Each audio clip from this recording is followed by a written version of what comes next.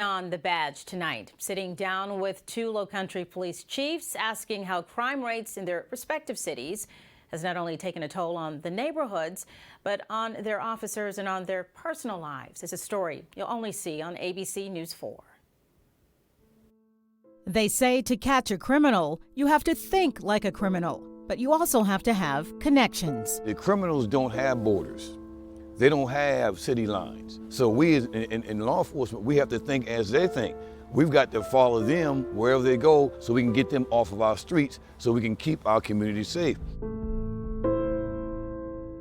But after evidence is collected and before arrests are made, there are still victims, emotions, and the nightmare crime scenes. There is nothing like the sound of a wailing mother who has just lost a child to gun violence. Etched in their minds and hearts. Something that when you walk into a community and you see children watching across the crime tape, you hear the wailing family members. But instead of pushing them away from the grind, it's something that you'll never, ever, ever forget.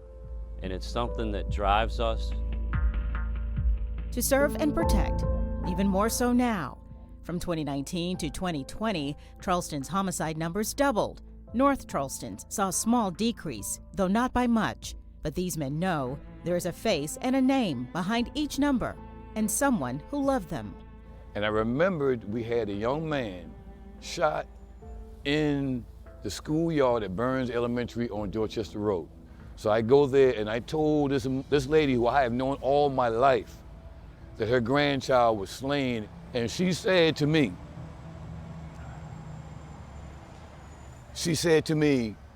not my grandchild. She said, he just left my table.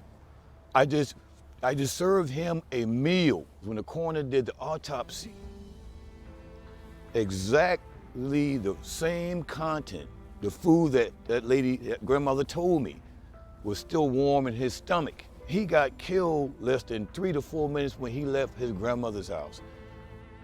It's painful.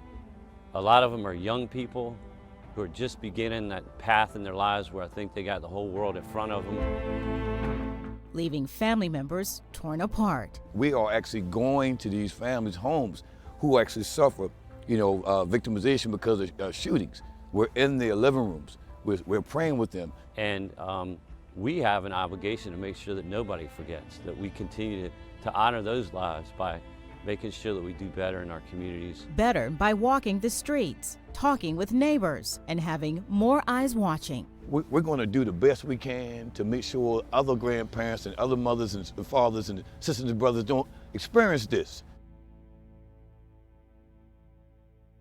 It's just like a marriage. It takes work to have a good relationship. It takes work to have good outcomes. Don't miss part 2 of the 3-part Beyond the Badge series. We continue our sit down with the chiefs, what their departments are doing to gain the trust of the community, and how you can help them keep your neighborhood safe.